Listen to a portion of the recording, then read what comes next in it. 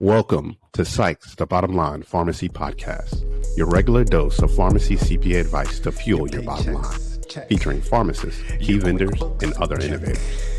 Your checks, yes, you can call me, because we the best, Sykes and Company. We the best, Sykes and Company. Your accounting is a mess, there's no need for you to stress. Go online and request from the best. We the best, Sykes and Company. We the best, Sykes and Company, yes. All right, well, I guess on the podcast today, we're going to be talking about the fly-in. Seems like it was 6 months ago. Sure, yes, it does. It almost was 6 weeks ago. I said months. Feels like months. Yeah, it was about 6 weeks ago. Feels like months. So With this heat, I'm glad that we had it in April or May instead of now, because it's like 100 degrees here. Yeah. Oh, we've done. They've already set the dates for next year. Also, I saw that. Well, obviously, we really appreciate you let me come and tag along with your team from Alabama. It was very impressive.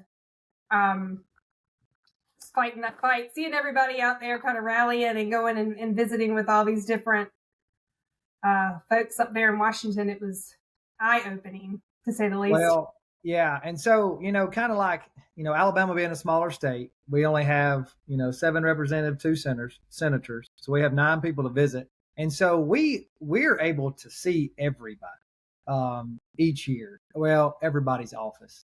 Sometimes you don't get to see the actual congressman or congress-lady. But some states have to choose. They have to pick and choose which ones they're going to go to. I'm sure some are more pro-pharmacy than others. The good thing about this year and past years is everything we want is bipartisan. It's Exactly. not. There's nothing that's partisan. That was my biggest takeaway is that we kept hearing that. Nobody's against it. Everybody's for it. So it's just about getting it in the right hands to the right people, getting it down the line and making these changes happen. Well, and that's the thing. All these years, it's been bipartisan. I think that what's happening on the state level is going to open the eyes of the federal level people, and so we're hoping that they see what we've done and what actually can be done, and they can use that. And still right now in the reconciliation bill, the Medicaid managed care portion that NCPA wants is still in the reconciliation bill, and I think it will continue if they ever. I know they're trying to get it done before next week, before the 4th of July break. They're trying to get it passed, and so hopefully it stays in there. Now that so the managed care Medicaid, that doesn't actually affect Alabama. So we don't have managed care Medicaid in Alabama. We have a fee for service. It's one of the few things in the state of Alabama that we're ahead of most other states on. So this will really impact other states more than it will us, where they have the cost plus a dispensing fee, and then try to remove some of the spread pricing that happens right now. So I hope that for other states that continues to happen, which is kind of along what we did pass in Alabama on the commercial side, where we have cost plus a dispensing fee, and so hopefully that'll take an effect October the 1st. And other states like Louisiana just did some of the same things, and so hopefully Kentucky did a little while ago, I think. Yeah, that will take into effect October 1st for us. So that's going to really help the stores in Alabama. Yeah, that's awesome. But I just saw, with your group walking around and just kind of observing. I just remember, I don't even remember who it was we were meeting with, but someone actually just pulled out actual like audit logs or reimbursement kind of reports and stuff, just showing them on paper what you're talking about. And it was like you could see the light bulb went on. It's like seeing it on paper. People have to truly understand what you're talking about. And I think the average person doesn't really understand. When you go pick up a script and someone tells you like, I can't fill this anymore because I'm losing money, I don't think they truly understand that. But seeing it on paper I could just tell that person's eyes just lit up like, oh, this is terrible. That's the thing. We have to be, and I know sometimes in those meetings we get in a hurry and you're pressed for time, but just like any other things, there's so many acronyms that we use. and sometimes we need to. That's where it's good for us owners to speak up and say, well, this is kind of exactly what we're talking about, and how it's hard to, and nobody knows it more than the accounting side. And that's when I'm pitching y'all to people, not to give you a plug on your own podcast, but I mean, it's okay. It's hard to understand that when we have a transaction on today, that it could be 15, 30, 45 days before we actually get the rest of that payment. And so we have to there's so much education on what we're talking about compared to, what we want when you go to Congress, because, not to already use the word PBM, I think, sometimes it's a drinking game, but, these PBMs make it so hard. And explaining to a staffer what a PBM is, Exactly. Yep. I remember one time we were somewhere, it's at the fly-in, and somebody said, well, why do we even need them? And we were like, exactly. You got it. Why do we need these people? Well, at least more people somewhat know what a PBM is more than ever now. Yes. Yeah. So And that's trending in the right direction. I know that, I don't know if it was which one of President Trump's sons have been tweeting a lot about, some awareness about pharmacy benefit managers. And so the education's finally getting there. I was hoping that the Doge folks were going to take a look in on that. I don't know what the status of that is. But we would love for them to take a look at it also. But, the fly-in is just a really good opportunity. It's a real good opportunity for networking within the profession, because there's so many people that come up there. It's one of my favorite. It is one of my favorite. I was really impressed with the organization of it and how you guys kind of NCPA organized kind of like the morning kind of powwow meetings to get everybody kind of, up to par, what we're going to talk about, what to focus on, kind of, that sort of thing.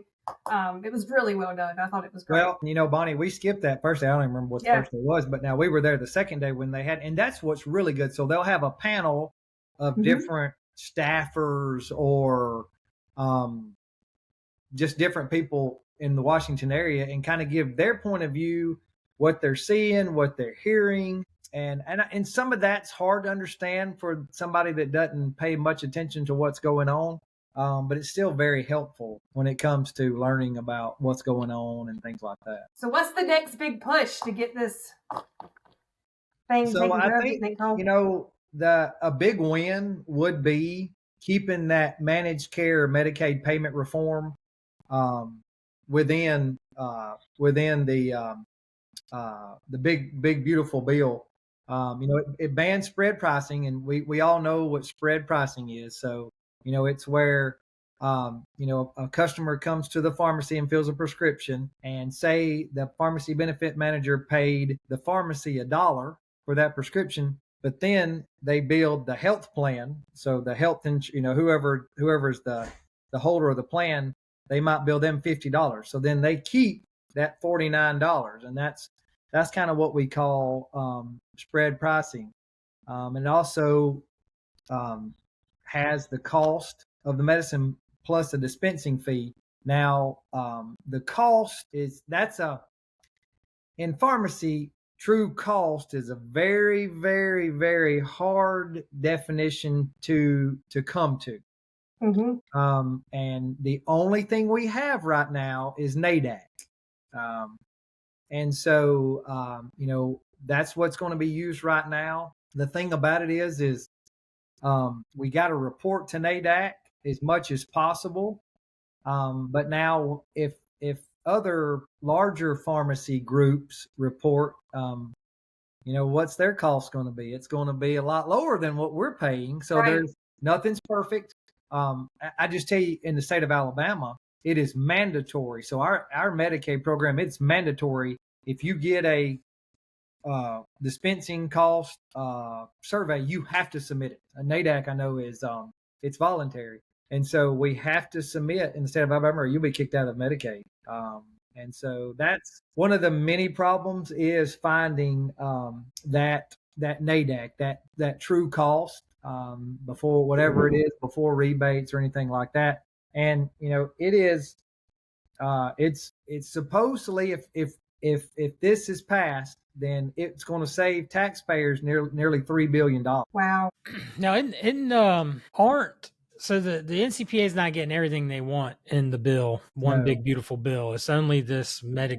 It's only the Medicaid. I was pulling up. The other thing is they called it reasonable and relevant contracts. It would require CMS to define and enforce reasonable and relevant Medicare Part D contracts terms. Which that's another thing that we tell people in Congress. If you saw these contracts that we signed, you thought we would be crazy, but we don't have a choice. Yeah. There's three big ones: Optum, Express, and CVS, Caremark, and it's either sign it or not. Take it or leave it. It's take it or leave it. And so we make the most of what we can out of it. But yeah, you're right, Scotty. Not everything we want is in here. Like I said, we're hoping Speaker Johnson, the Speaker of the House, is Louisiana. Louisiana had a big win on the legislative slide on the state side. And I don't know, did y'all see that CVS is getting in trouble about the text messages? I haven't seen that. Okay, so CVS, they took their database. I did read about that. They're going to shut me down for this, but they took their refill text message database and pushed out information about, hey, this legislation. Yeah, I did see that. Well, all right. So the governor's wife is a state employee, and she got one of those text messages. And so it just solidified, and that's how the attorney general's got. I mean, in the state of Louisiana, the attorney general and the governor are as friendly to independent pharmacy as you can be. And we thank you across the nation. We thank them for that. And so the governor's wife got one of those text messages. And so that's why there's a lot of scrutiny about it. There were some rules broken. I'm not an attorney, so I don't know exactly what but I mean, you can't be using your refill reminders to push out legislation. Yeah. That just goes to show you what they'll do, man. They'll go. And kind of like they're threatening in Arkansas. What gets me is in Arkansas they're threatening to close the stores. Now instead of maybe separating the PBM from the stores or doing the right thing, right? So when you close stores, who does that affect the most? The patients. It affects the patients. So they're willing to shut down how many ever stores in the state just to keep that pharmacy benefit manager. And so now they are pushing back on that, right? They are. Yeah, there's probably some lawsuits already about that. But I'll be honest with you, in the state of Alabama, we had a huge win. We got cost plus a dispensing fee, and so our next thing will be something like they're doing in Arkansas, where PBMs came on pharmacies. That's the thing. I'm hoping that we can get a blueprint with NCPA for these states that want to try to do what Arkansas's done, or what Louisiana's done, or what we did in Alabama. And we can have something for people to use when they go to their state legislators and their governor. I know North Carolina's working on something. Finally. Yeah. Well, and even so in Louisiana, the PBM portion, the canine pharmacies, didn't pass the first time, but the governor told both houses that we will have a special session until this gets passed. And so he is a true American hero for us. He's done with that. I became a huge LSU baseball fan this past week just to cheer for them, because he was actually there. I saw a video of him. He was there. I know he was there Saturday. I don't know about Sunday. I'm sure he was there Sunday too. But it's been a long. I've been going to the fly-in since 2009 or 2008, and so unfortunately, we've been asking for kind of the same thing, maybe in different ways, but it's finally coming. It's kind of one of those things you just never think you'd ever see anything, but it's finally coming to where we're getting some things done. That's Moving in awesome. the right direction. And I Slow don't but I surely. can't really tell you exactly what the turning point was, other than I think some of the changes with Medicare Part D and that's kind of opened up some eyes. Medicare Part D is still an issue. It's like on brand name medications. There's really only one or two plans that you're not underwater on brand names. So that's part of it. But and the pharmacy closures, right, Cole? I mean, there's been more and more of those happen in the past several years, and when patients lose access to a pharmacy, the people in Congress hear about it. Well, and that's not to it's hard for me not to be sarcastic all the time. So I'm serious when I say this. When Walgreens starts closing stores, and even CVS has closed stores, something's not right. Right. These are huge companies. These are, they're buying low. They're buying a lot lower, I guarantee you, than these independents are buying. And so when they start closing stores, and kind of how that affects other people, Scotty, like you're talking about, when it starts affecting patients, well, then their files are pushed to somebody bought. And I know they're, with some CVS's, they've just had practically a whole nother pharmacy unloaded into their computer. And so it's twice the work, and they're not, there's some staff issues. There are some work. Well, the patient's got to travel an hour to get to the nearest pharmacy. Right. There are some workplace conditions that are in jeopardy. Then when you start having double the work, then there's more of a chance for a mistake to be made and the patient's harmed. And we make mistakes as humans, and so that's the patients getting dispersed to other places, and the chains buying them up. It's about as bad as it's been right now. And actually, we're going to talk about this, but enrollment in pharmacy school is way down.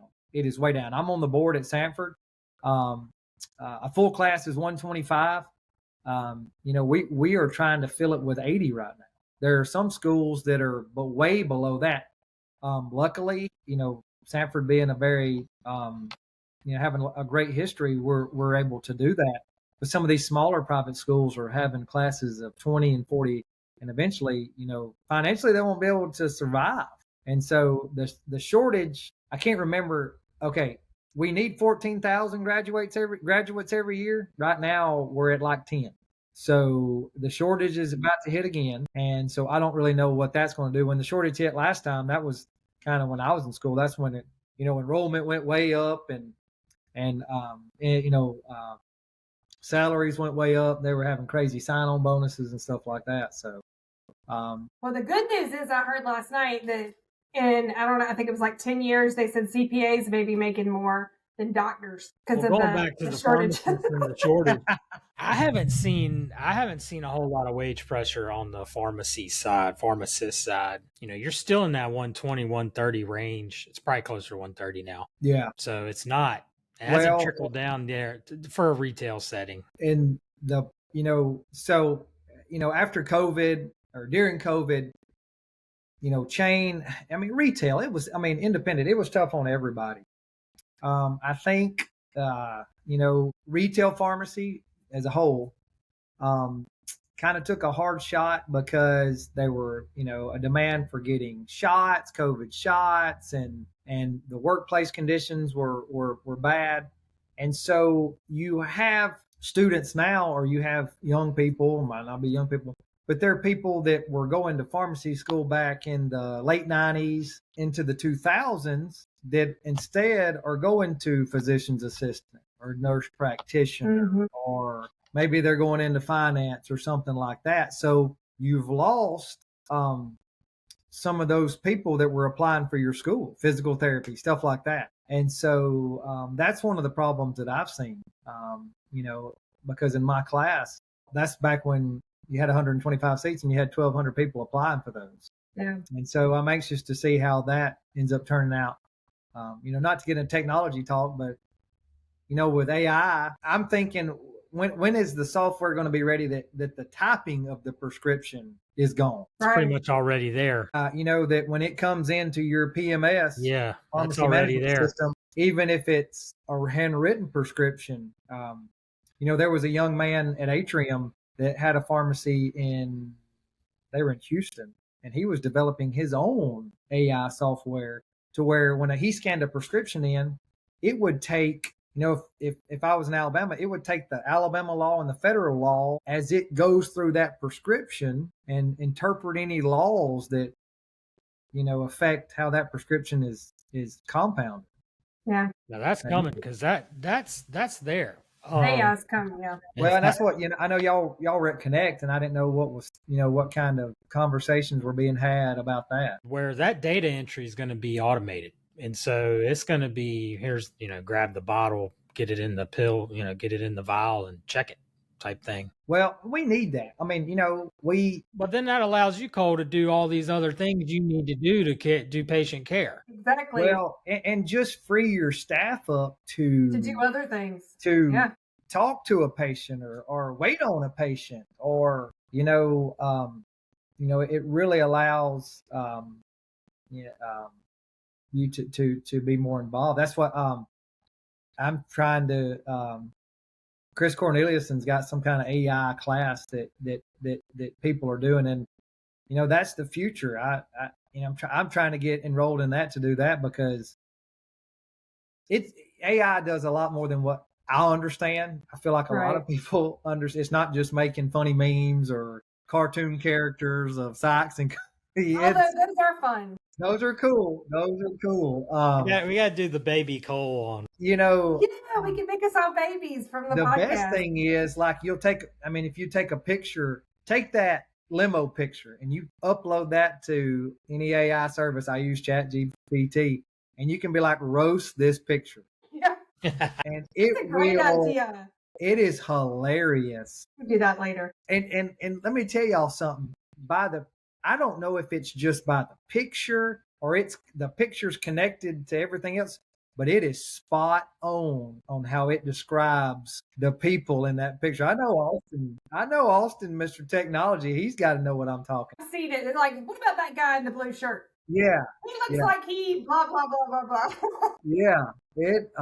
It's crazy. How it works, but it is the future.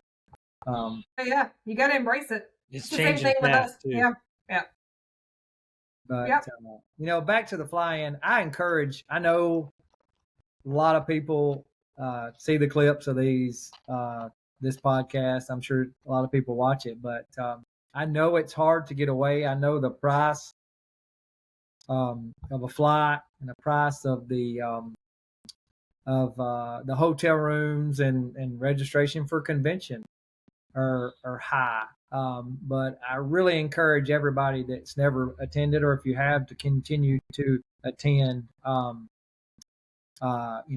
Try to attend the fly-in, because it's a great way for the staff or for the actual members of Congress to meet people. And I always try to make a point that Cole Sandlin from Fred's Pharmacy in Hamilton is here, but I'm here representing all my patients, customers, my community. That's right. And these a lot of these smaller communities depend on their pharmacists to be open, to be accessible. I always tell people that I have patients that bring me their unopened mail, and we will sit down, because the amount of mail that a Medicare recipient receives, whether they're new or they're current, and nowadays with these Advantage plans, I have to go through all this mail and figure out, okay, hey, this is good mail, this is junk mail, this is something from CMS, this is extra important, this is information about your current plan. And so if we're not doing it, who else is going to be doing it? Yeah. And that's how it's amazing how these people during the special enrollment period for Advantage plans, how many people get changed from one plan to the next or something like that, because there's money involved for these brokers to do that. Right. Well, I say it all the time that if you want to be a leader in the industry, you go to the fly-in, and it's, in pharmacy, one of your hats is being an advocate. It just is. Yeah. It's the way it is. It's the profession that you're in. So you got to go. You got to be involved. Well, Cole's definitely an ad.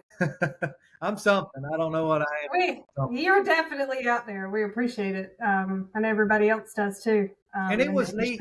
Bonnie was there with us. And, I really feel like that's a side of, practically y'all have been to every convention, form or fashion, or,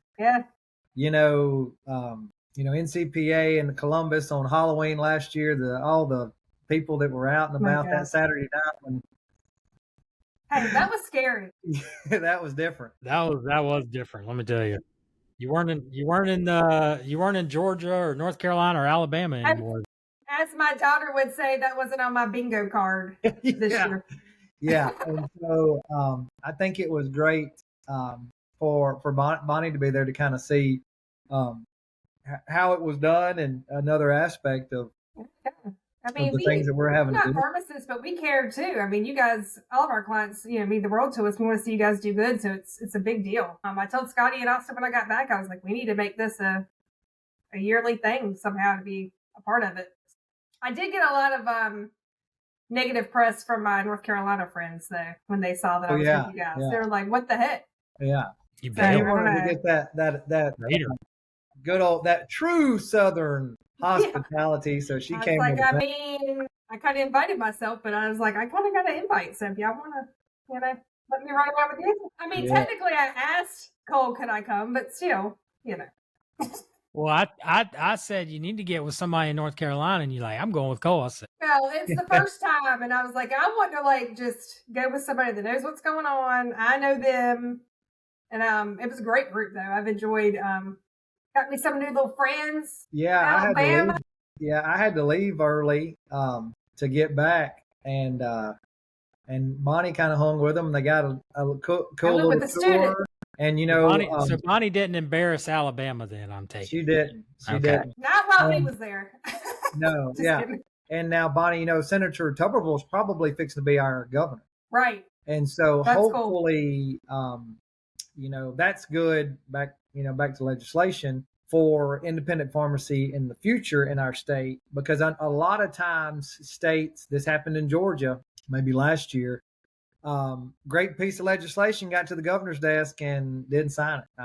And so, I think Louisiana actually went through the governor's office back, they kind of went backwards. I don't want to say backwards, but the path that they took was starting at the governor's office, then through their houses. Right. And then they have a really engaged attorney general to help enforce. And that's the thing, on the state level and any level, you can have some great laws, but if the attorney general or the insurance commissioner is not enforcing these laws, then, if I had a law that said you had to sit at the red light for 3 seconds after it turned green, but no policeman in Hamilton, Alabama is enforcing that law. Yeah. Does it really even exist? So the enforcement, that's another thing that pharmacy, anybody does, but that's another uphill battle that we have is enforcement. Is anybody enforcing these laws, or how? But as the way of the way that they're like Arkansas and what Louisiana's trying to do with PBMs cannot own pharmacies. I'm pretty sure I might not be telling you exactly right, but that has to do with how they register with their state board of pharmacy. So they won't allow them to register both. It'll be either one or the other. And so that helps with enforcement of that side. And so it might fall within your state board. It might fall within your state insurance commissioner. Could be the attorney general. The thing about, a insurance commissioner is usually around for a while. The attorney general could change every 4 years. So, you got to be careful who you're hitching your wagon to and how long they're going to be there. And if we don't need anything else to be exhausted by, the legislative process is it. It don't move fast, that's for sure. No, I told Cole while we were up there in DC that he needs to run for some office up there. These people fly in. Yeah. They fly in and work like what? Governor Monday Cole. through Thursday. Yeah. Go back home. They fly home. Yeah. They have. I have been approached by people on state level. I would love to do that with young children. I just can't. Especially our state session is right in the middle of softball season. Priorities. Molly would not be happy. She would be a big fat no. But maybe in the future. He just left it open. Yeah. He just left the door open for the future. Yes, in the future. Gotta get your priorities straight. Possibly, but right now. So Cole Sandlin for what, like 20, 40? Well, so it's about to be 4 years. So it'd be possibly 20 something, 20, 30 something. You never know. So I'm about to have 4 years of Molly playing softball at school. So that is out of the question right now. She would vote that down real quick. Well, if you could get back Thursday night late, yeah, still have Friday games. Yeah, she'd be like, I said, I could miss like a Tuesday night game, maybe. She's like, no, I'm good. She said, no, we'll keep it like we're doing right now. Yeah, well, we appreciate, and I know the independent pharmacy industry appreciates everything you guys do. So keep on pushing it, man. You're doing it. Well, what about it's annual convention season for wholesalers? Have y'all got a lot of those coming up? Oh yeah. Yep, we just July's about to get crazy. Went to Pioneer Connect, or the Red Cell Connect, and then what do we got? McKesson, Amerisource, and RBC, or Cencora rather, and RBC and Amerisource overlap, so we'll have two stack teams them on out. top of each other. They sure do. Where is RBC this year? Denver. Wow, interesting. I'm a little jealous because McKesson's in Nashville. I could drive to that. I don't think there's ever been a show in Denver as long as I've been going. I went to an ownership workshop in Denver, but it was before they started having the McKesson trade show, with it. Yeah, that's a neat place to, that's where Molly and Jill fly out Sunday for Molly to play softball out there for a whole week. So they're having it at the big Gaylord out there, which I've not gone into, but I've rode by, and it is just massive with the mountains in the distance. That's actually where that's where Molly and Jill are staying. I put them there because this 4th of July week, and I felt like it was probably the best place. And Molly, she saw. I'm sure they'll be safe. Your pocketbook may not. Yeah, no, I can't imagine the statement after the Gaylord. The hotel statement that'll be after it's over with. In the bubble, yeah. Yes. Gaylord gotcha. We've got two, so we'll have the Gaylord in Nashville and in Denver at the same time, basically. So hope the credit card is wide open. And of course, this will actually, Jill will have been to all of them now. Oh, neat. Very cool. So of course you got DC, you got Orlando, you got Nashville, Texas, and then Denver. Now that Texas one's pretty nice. I like that. Yes. That's a good one. I like that. I really feel like that's like Nashville on a smaller scale. Yeah. And so, I really like Nashville. I can't find my way out of that place sometimes. Scotty and I got a glimpse of Trump when we were there. Did we see him? Did we actually see him? That was at Connect. That was at He was Connect. downstairs. That's right. He was. I remember that. Nobody was on the trade show floor. We were like, ran into Ted Cruz on the treadmill. Yeah. Yeah. It's weird. Yeah. All right. Well, we appreciate your time today, Cole. Absolutely. Thank you for allowing me to be on, and y'all have a wonderful day. And if anybody's watching this that needs a really, really good accounting firm to take care of them, go no further. Make the call. Make the call to Sykes and Company because they are the best. That's all. That's very Support the nice. flow. We And appreciate with that. the script perfectly. Thank Yes. you. Yes. You read that perfectly. No, We man. appreciate Okay. you all and appreciate all you do for the industry. Absolutely. Thank y'all for the opportunity.